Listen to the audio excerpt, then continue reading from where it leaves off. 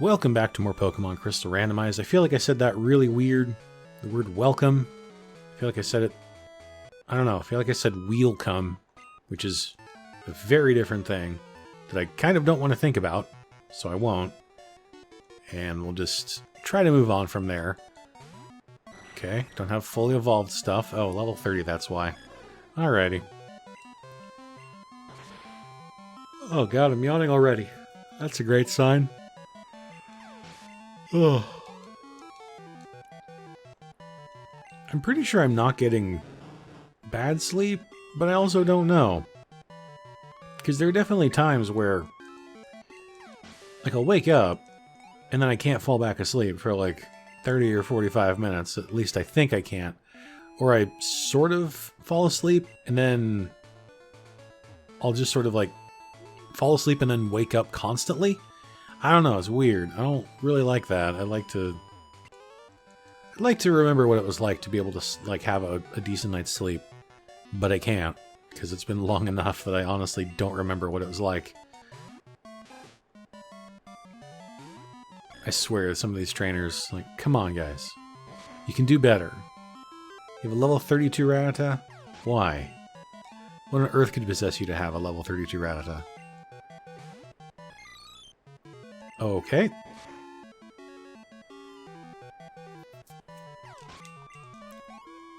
Sorry. I don't know why I'm apologizing for yawning. It's just kind of...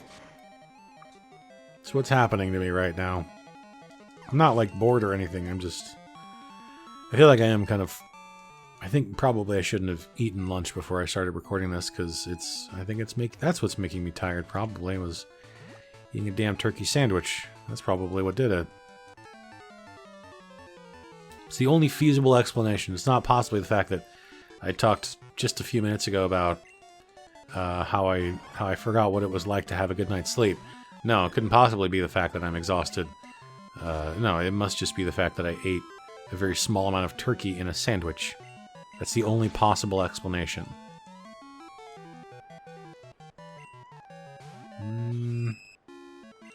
What do I even want to use against this? I guess just trying to conserve my moves a little bit.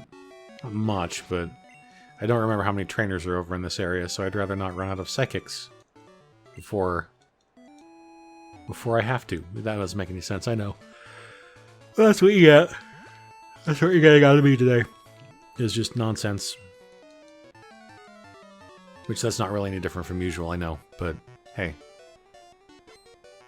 I don't know, I got nothing else. How do I deal with a Wobbuffet?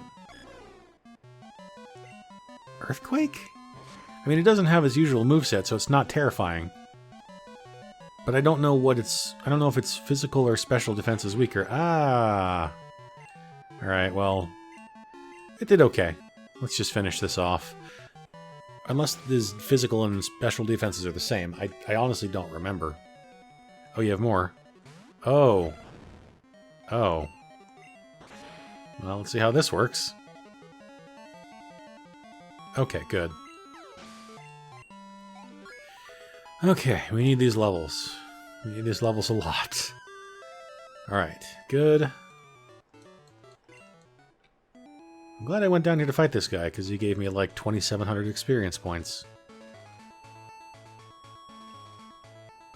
Let's see. They're over here? No. Just a grass patch. What was I thinking about recently? About experience points. Oh yeah. I was thinking about, forgot what I was talking about, sorry. I was thinking about, like, non-D&D RPGs, tabletop RPGs. Because, I've been wanting to do a either Dungeon World or Apocalypse World or some sort of Powered by the Apocalypse game recently. Just because I like the fact that it's a very rules light game. And just it's a nice change of pace. A nice change of pace from your typical D&D sort of game. I think it's a bit breezier than D&D. And I kind of like that, because, don't get me wrong, D&D is fine. It's one of the, it's one of the original tabletop RPG systems. It's been around for more than 40 years, and it's stood the test of time, obviously. That being said, it's still cumbersome, rules-wise, as far as, like, you have to maybe not necessarily know all these things, but you have to keep track of a lot of stuff in that game.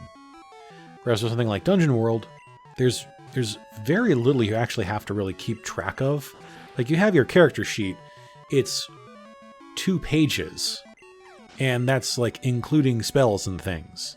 Like, there are classes that have spell lists and things, but it's limited in, like, the scope, which I like. I appreciate the fact that you don't have, 300 spells you can choose between. You have, like, 10. And you can also... one of the things that I didn't entirely understand when I played Dungeon World for the first time, because I played, I think the first time I played Dungeon World, I was playing a wizard. And I didn't understand the difference between, like, a D&D wizard and a Dungeon World wizard. Because a Dungeon World wizard, they can cast spells, which is cool, but the big concept behind using a wizard is to sort of do, like, rituals to be able to use your spells. And I was trying to treat my character like a D&D wizard, which did not work, because the one time I actually used him in, like, a combat session, because I forget exactly what it was a long time ago, but there was, like, there was someone who had been captured, and we needed to sort of rescue them. And so I thought, what if I do a daring daylight attempt to break the guy out of the prison or whatever. And it did not go well, because it's Dungeon World, and the way Dungeon World works, you have to roll 2d6 plus whatever stat modifier you have to make sure your spells work properly. I'm surprised I remembered exactly where that was. And once you do that, like, if you fail the roll, then there's, like, a negative effect that happens with the spell. Like, you could lose the spell for the day. And I think that happened to me. And so I was like, I have no spells. So I failed my casting spell, my rolls, when I was attempting to save this person. And so I basically got captured myself. And it's like, God, because I wasn't doing, like, this whole ritual thing with the wizard, which would have probably made things significantly easier. But again, I wasn't understanding how Dungeon World works as a system, as opposed to Dungeons and Dragons. So it's something I really would like to try again. Not even necessarily to play again, or to play as a character, but I mean to actually try to run a game, because the last time I tried to run a game was many years ago, and that was a D&D 3.5 game, which fell apart at the seams pretty quickly, because the narrative that I had created for the players was being pulled apart, because the players were being, they were playing the game like most people who play D&D do, and that's just to do whatever the hell they want to do, and that ruined my carefully crafted plans, and I didn't have, like, backup plans in case of it. So I just kind of, like, it kind of fell apart. Okay, so we did that. Okay. Ooh, Steel Wing. That's actually a really good move. I think have I seen that TM before? I feel like I have. I don't know. Anyway. So I would like to do, I'd really like to play Dungeon World again, or Apocalypse World. Although Apocalypse World was a bit, how do we want to phrase it? It's a bit more like, it focuses more on, like, it's a bit rougher around the edges. Like, one of the main moves that each class gets is that, like, each class has a specific bonus that they get if they have sex with another person. And it's like, I mean, like, fine, you're trying to be gritty, but, like, I don't know, it feels a little weird to me that that's sort of, like, one of the big draws of the game is like each class has its own special ability that it gets when they have sex with someone, and it's like, whatever. It's not a bad thing. It's just like, I don't know. It just felt a little bit different compared with like all the other games that I'd played in the past. It's not like you have to do it though either. It's like it's a cool benefit that you could have, and I actually remember one of our last Apocalypse World games. One of the characters, one of the people had they had like an ability where like if you had sex with one of the other characters, then this other person's character could basically appear next to that person at will, which actually ended up being surprisingly useful in one or two situations where they ended up, like we were sort of separated we were in a group, but we were separated, and we had run into like a large group of enemies or something. And so this guy used his power that he had already done it with one of the other characters. So he just used that ability, and he just magically appeared and mopped the floor with all the enemies, and it was pretty cool. But still, I like the systems, and I do also like well, I don't know about a lot of the other games, but I like the base idea of the Apocalypse World, or the Powered by the Apocalypse engine, or whatever you want to call it, where it's a very simple system in principle, where you only ever roll 2d6, I think, unless it might be like certain damage rolls, which it's pretty rare to honestly even roll for damage. I think actually it's not even rolling for damage. You just have to roll for I don't even know what at this point. Can't remember. But let me see. Is this where I can get the expansion card? I think maybe not. I don't remember where I have to go to get it. Is it this guy that I get it from? Where do I get it from? I don't remember. There it is. Okay, cool. Okay, good.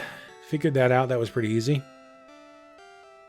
Anyway, so I like the Powered by the Apocalypse engine just because, again, what you do is you roll 2d6, and that's, I think, all you ever roll when you're doing anything. So, and then like 10 plus is like a total success. 7 through 9 is a mixed success, and 6 or less is a failure. And it's just that. It's simple. And your stats go from like -2 to +2 or maybe 3, depending on certain classes, I think.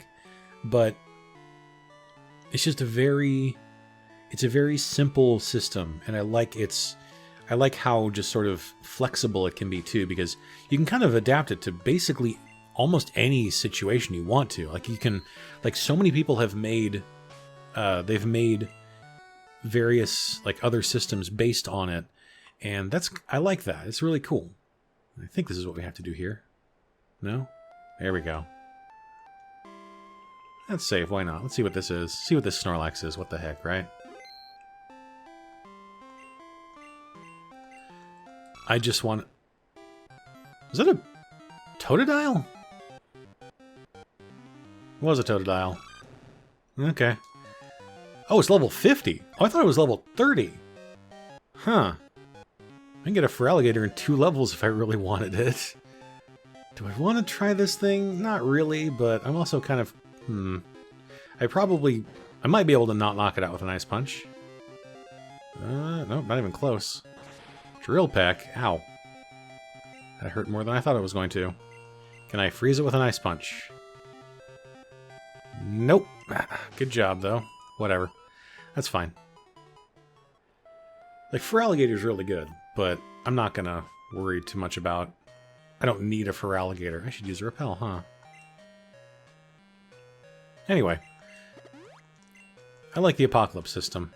Or the Powered by the Apocalypse system. Has a lot of potential. And like I said, a lot of other people have made systems that are based on it, which I like the fact that I don't think they necessarily charge for people to use the system. They basically just say, look, I think it's just sort of a whatchamacallit, like as long as you credit the system, or credit the creators of the Powered by the Apocalypse system, that's basically all they ask for. It's like an open license, basically, which is cool. I like that. So, anyway, it seems like a really fun system, and it is a really fun system. I just, you just have to sort of change your way of thinking when you play it, as opposed to when you play something like Dungeons and Dragons or Pathfinder or anything else like that. Because I know when we were talking about, when I was talking with the D&D group about like trying a different system, and some of them were saying, "Oh yeah, you know, Pathfinder 2.0 or whatever is coming out." And I said, I was thinking more along the lines of something a bit different than D20 systems, you know, like Apocalypse World or Dungeon World or something, because it's just, I like the difference.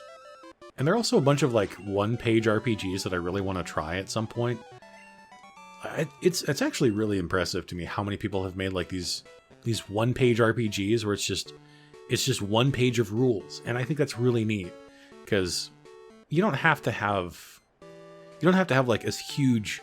You don't have to have 300-page books in order to play an RPG, because there was one called Everyone. I think it's called Everyone or Everybody is John, which it's such a simple concept, because all you do is it's like a DM-less game also.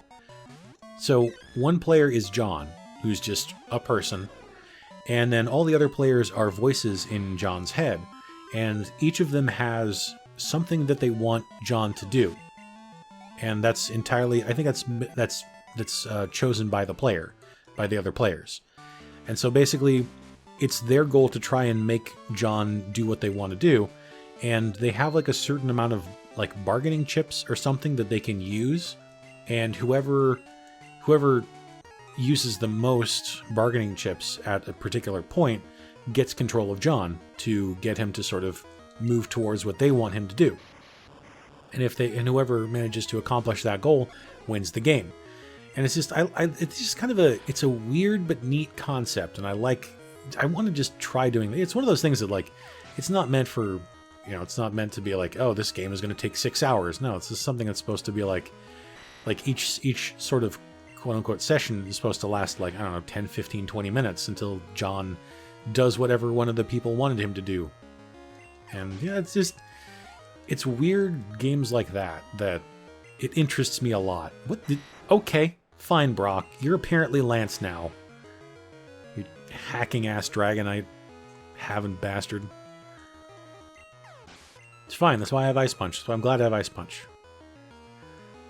Do you have another one? No. Okay. I was worried he was going to have a third Dragonite and be like, okay, I'm just going to give up now. Not that it's going to be a danger to me, because I have Ice Punch and they're all dead, so it's fine. I don't know. I should do some research into other, like, one-page RPGs or rules-light RPGs just in general, because I do like those a lot. So, we'll see. I don't know. And I think they should take care of Lapras. Okay, good. Didn't even have to crit. Alright, good. We got our first Kanto gym badge. Pretty cool. I'll see if I can do the rest in order. I think I can. We'll see. Hey, do I get a TM from him too? No, I don't. Really?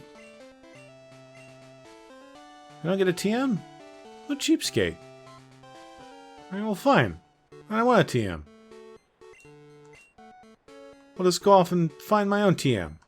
With blackjack and hookers. You know, in fact, forget the TM. Alright. I think that's going to do it for today. So thank you all for choosing. See, I don't even know what I'm saying anymore. This is what happens when I'm having not a horrible day, but I still can't speak properly.